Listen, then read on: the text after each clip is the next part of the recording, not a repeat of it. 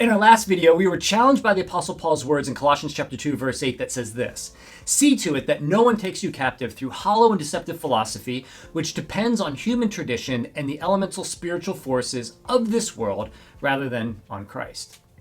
The challenge, is the way I see that, is twofold. One, to rely fully on Christ, and two, to not be deceived. You see, there's an emphasis not just on the supremacy of Christ, that's clear, but also the attention that's required to not be deceived. The Apostle Paul begins verse 8 with this phrase where he says, "See to it." See to it literally means to be wary of.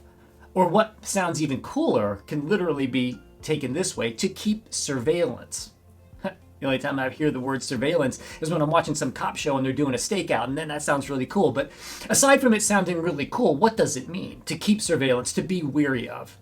Well, understand, it's an active, attentive awareness of anything. Being aware of it, whether it's an idea, a desire, or a philosophy that can creep into my life and your life and supplant the supremacy of Christ.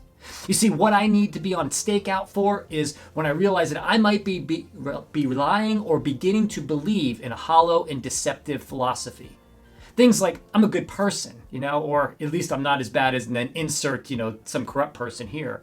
That validates my existence. Or money, the value of money is what will bring me credibility and stability in my life. Or if I get my career on track, then I'll have meaning in this life. Or, hey, I was really nice to that person who was a jerk to me, so now I have value. And I'm asking myself, and then ultimately in turn asking you, have you let an idea or an ideal move you away from trusting completely in Christ in all that you are and for all that you need? For if verse 9 is correct, which follows verse 8, it says, "For in Christ all of the fullness of the deity lives in bodily form." You see, the fullness of God is found in Jesus. And so the fullness, meaning in my life and in your life, is found in Christ alone. And what we have to do is to keep an active and attentive surveillance over your heart and over your mind so that you can live in the fullness that Christ will bring you and not be deceived by a hollow and deceptive philosophy, which is based on nothing that has any staying power.